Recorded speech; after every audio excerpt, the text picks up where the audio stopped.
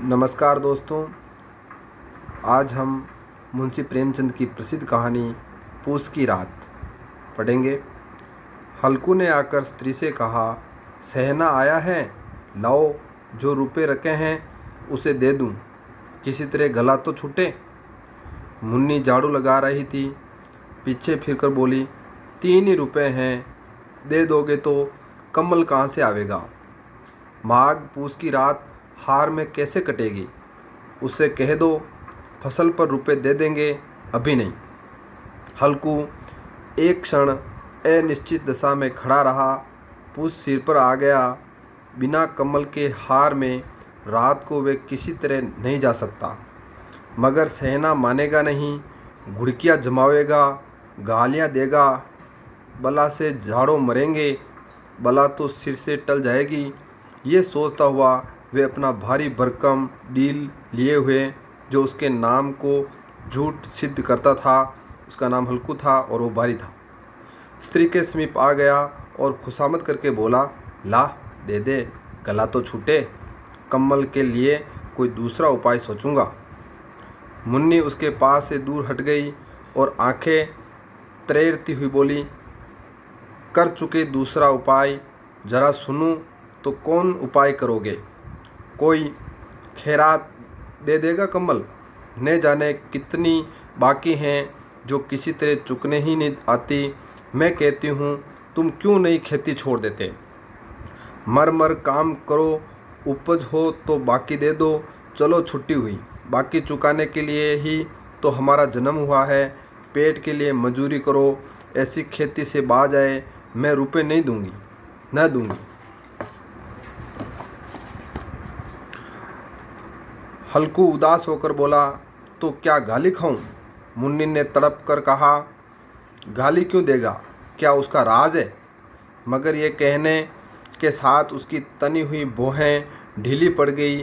हल्कू के उस वाक्य में जो कठोर सत्य था, वे मानो एक भीषण जंतु की भांति उसे घूर रहा था।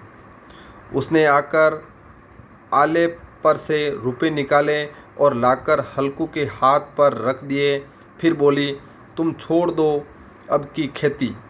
मजूरी में सुख से एक रोटी खाने को मिलेगी, किसी की धौंस तो नहीं रहेगी। अच्छी खेती है, मजूरी करके लाओ, वे भी उसी में झोंक दो, उस पर धौंस। हल्कू ने रुपए लिए और इस तरह बाहर चला मानो अपना हृदय निकाल कर देने जा रहा। उसने मजूरी से एक एक पैसा काट काट कर 3 रुपए कम्बल के लिए जमा किए थे। वे आज निकले जा रहे हैं। एक एक पग के साथ उसका मस्तक अपनी दीनता के भार से दबा जा रहा था। पूस की अंधेरी रात, आकाश पर तारे भी ठिठुरते हुए मालूम होते थे। हल्कू अपने खेत के किनारे ऊख के पत्तों की एक छतरी के नीचे बांस के खटोले पर अपनी पुरानी गाढ़े की चादर ओढ़े कांप रहा था। खाट के नीचे उसका संगी कुत्ता जबरा पेट में मुंह डाले सर्दी से कूं कूं कर रहा था। 2 में से एक को भी नींद नहीं आ रही थी, यानी कुत्ते को भी नींद नहीं आ रही थी और हल्कू को भी नींद नहीं आ रही थी। हल्कू ने घुटनियों को गर्दन में चिपकाते हुए कहा, क्यों जबरा, झाड़ा लगता है। कहता तो था घर में पुआल पर लेटा रहे, तो यहाँ क्या लेने आए थे। अब खाओ ठंड, मैं क्या करूं। जानते थे मैं यहाँ हलवा पूरी खाने आ रहा हूँ। दौड़े दौड़े आगे आगे चले आए, अब रो नानी के नाम को। जबरा ने पड़े पड़े दुम हिलाई और अपनी कू को दीर्घ बनाता हुआ एक बार झमाई लेकर चुप हो गया। उसकी स्वान बुद्धि ने शायद ताड़ लिया, स्वामी को मेरी कू कू से नींद नहीं आ रही। हल्कू ने हाथ निकालकर जबड़ा की ठंडी पीठ सहलाते हुए कहा, कल से मत आना मेरे साथ, नहीं तो ठंडे हो जाओगे। यही रांड पछुआ ने जाने कहाँ से बर्फ लिए आ रही है। उठूं फिर एक चिलम भरूं, किसी तरह रात तो कटे। 8 चिलम तो पी चुका हूँ। ये खेती का मज़ा है। और एक एक भगवान ऐसे पड़े हैं जिनके पास झाड़ा जाए तो गर्मी से घबरा कर भागे। मोटे मोटे गद्दे, लिहाफ, कंबल, मजाल है कि झाड़े का गुजर हो जाए, तकदीर की खूबी है, मजूरी हम करें, मज़ा दूसरे लौटे। पूंजीवाद की ओर इशारा किया है।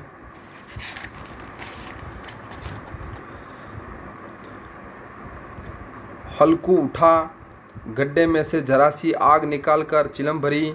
जबरा भी उठ बैठा। हल्कू ने चिलम पीते हुए कहा, पिएगा चिलम? झाड़ा तो क्या जाता है, जरा मन बदल जाता है। जबरा ने उनके मुंह की ओर प्रेम से छलकती हुई आंखों से देखा। हल्कू, आज और झाड़ा खा ले, कल मैं यहाँ पुआल बिछा दूंगा, उसी में घुसकर बैठना, तब झाड़ाने लगेगा। जबरा ने अगले पंजे उसकी घुटनी पर रखे और उसके मुंह के पास अपना मुंह ले गया। हल्कू को उसकी गर्म सांसें लगी। चिलम पीकर हल्कू फिर लेटा और निश्चित करके लेटा कि चाहे कुछ हो, अब की सो जाऊंगा। पर एक क्षण में उसके हृदय में कंपन होने लगा। कभी इस करवट लेटता, कभी उस करवट, पर झाड़ा किसी पिशाच की भांति उसकी छाती को दबाए हुए था। जब किसी तरह न रह गया तो उसने जबरा को धीरे से उठाया और उसके सिर को थपथपाकर उसे अपनी गोद में सुला दिया। कुत्ते की देह से जाने कैसी दुर्गंध आ रही थी, पर वह उसे अपनी गोद में चिपटाए हुए ऐसे सुख का अनुभव कर रहा था जो इधर महीनों में से उसे नहीं मिला था। जबरा शायद ये समझ रहा था कि स्वर्ग यही है और हल्कू की पवित्र आत्मा में उस कुत्ते के प्रति घृणा की गंध तक नहीं थी। अपने किसी अभिन्न मित्र या भाई को भी वे इतनी तत्परता से गले न लगाता। वे अपनी दीनता से आहत न था जिसने आज उसे इस दशा को पहुंचा दिया। नहीं, इस अनोखी मैत्री ने जैसे उसकी आत्मा के सब द्वार खोल दिए थे और उनका एक एक क्षण, एक एक अणु प्रकाश से चमक रहा था। सहसा जबरा ने किसी जानवर की आहट पाई। इस विशेष आत्मीयता ने उसमें एक नई स्फूर्ति पैदा कर दी जो हवा के ठंडे झोंकों को अच्छी तरह समझती थी। वह झपट कर उठ बैठा और छपरी से बाहर आकर भौंकने लगा। हल्कू ने उसे कई बार चुमका कर बुलाया, पर वह उसके पास न आया।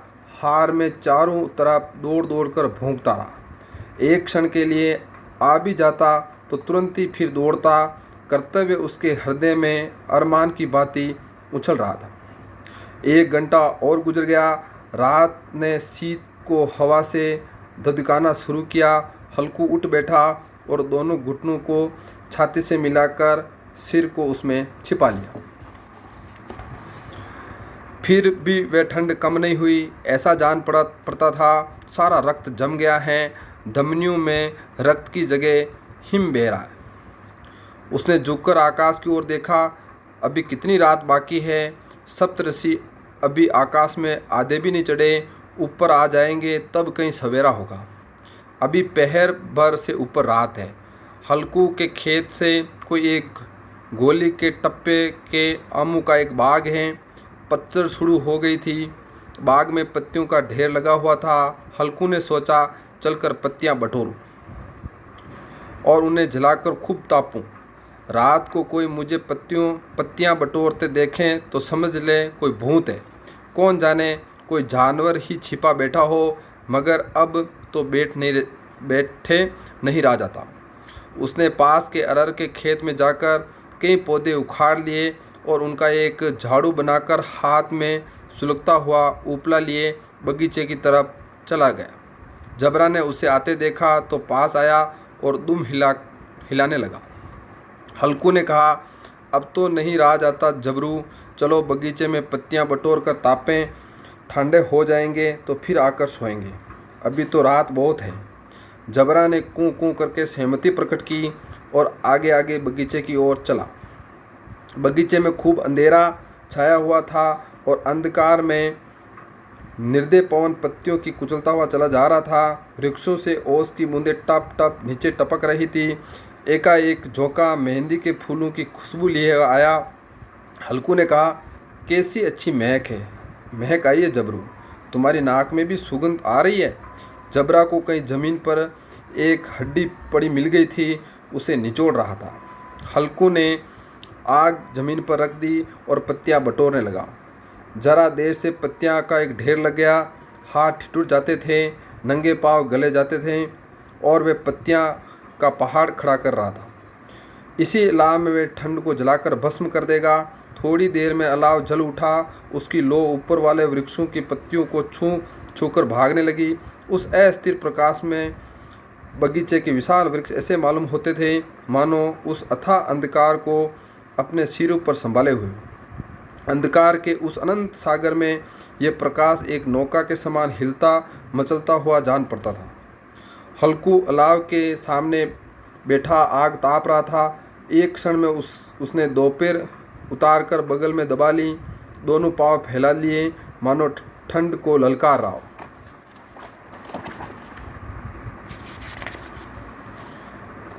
तेरे जी में आए सोकर ठंड की असीम शक्ति पर विजय पाकर वे विजय गर्व को हृदय में छिपा न जा सकता था। उसने जबरा से कहा, क्यों जबर, अब ठंड नहीं लग रही है? जबर ने कू कू करके मानो कहा, अब क्या ठंड लगती रहेगी? पहले से ही उपाय ने सूझा, नहीं इतनी ठंड क्यों खाते? जबरा ने पूछ ली। अच्छा जाओ इस अलाव को कूद कर पार करें, देखें कौन निकल जाता है। अगर जल गए बच्चा तो मैं दवा न करूँगा। जबरा ने उस अग्नि राशि की ओर कातर नेत्रों से देखा। मुन्नी से कल कह देना, नहीं तो लड़ाई करेगी। ये कहता हुआ उछला और उस अलाव के ऊपर से सांप निकल गया। पैरों में जरा लपट लगी पर वे कोई बात नहीं थी। जबरा आग के इर्द गिर्द घूमकर उसके पास आ खड़ा हुआ। हल्कू ने कहा, चलो चलो इसकी सही नहीं, ऊपर से कूद कर आओ। वे फिर कूदा और अलाव की उस पार गया। पत्तियां जल चुकी थी। बगीचे में फिर अंधेरा छाया हुआ था। राख के नीचे कुछ कुछ बाकी था जो हवा का झोंका आ जाने पर जरा जाग उठती थी, पर एक क्षण में फिर आंखें बंद कर लेती थी।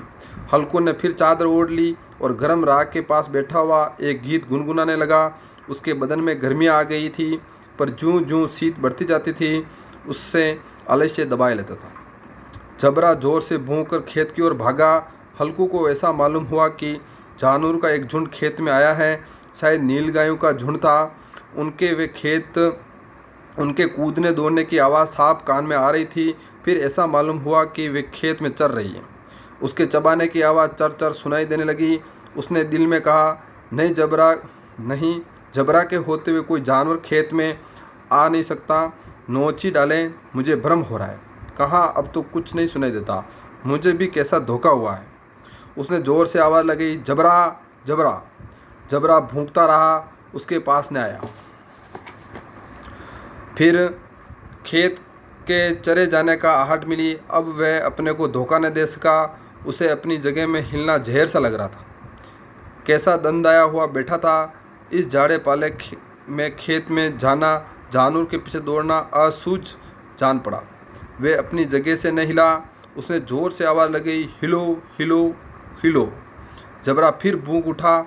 जानवर खेत चर रहे थे, फसल तैयार है। कैसी अच्छी खेती थी, पर ये दुष्ट जानवर उसका सर्वनाश किए डालते हैं।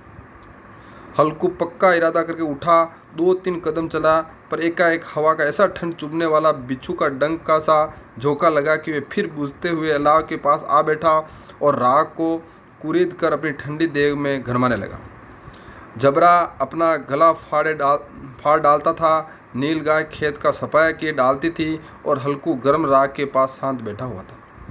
एक कर्मण्यता ने रस्सियों की भांति उसे चारों तरफ से जकड़ रखा था। उसी राख के पास गर्म जमीन पर वे चादर ओढ़कर सो गया। सवेरे जब नींद खुली तब चारों तरफ धूप फैल गई थी और मुन्नी कह रही थी, क्या आज सोते ही रहोगे? तुम यहाँ आकर रम गए, उधर सारा खेत चौपट हो गया। हल्कू ने उठकर कहा, क्या तू खेत से होकर आ रही है? मुन्नी बोली, हाँ, सारे खेत का सत्यानाश हो गया। भला ऐसा भी कोई सोता है? तुम्हारे यहाँ मंडैया डालने से क्या हुआ? हल्कू ने बहाना किया, मैं मरते मरते बचा, तुझे अपने खेत की पड़ी है। पेट में ऐसा दर्द हुआ कि मैं ही जानता हूँ। दोनों फिर खेत के डांडे पर आए। देखा सारा खेत रौंदा पड़ा है और जबरा मंडैया के नीचे चित लेटा है, मानो प्राणी ने हो। दोनों खेत की दशा देख रहे थे। मुन्नी के मुनि के मुख पर उदासी छाई थी, पर हल्कू प्रसन्न था। मुनि ने चिंतित होकर कहा, अब मजूरी करके माल गुजारी करनी पड़ेगी। हल्कू ने प्रसन्न मुख से कहा, रात की ठंड में यहाँ सोना तो न पड़ेगा। तो ये थी पूस की रात, मुंशी प्रेमचंद, प्रसिद्ध उपन्यासकार, सम्राट उपन्यासकार मुंशी प्रेमचंद।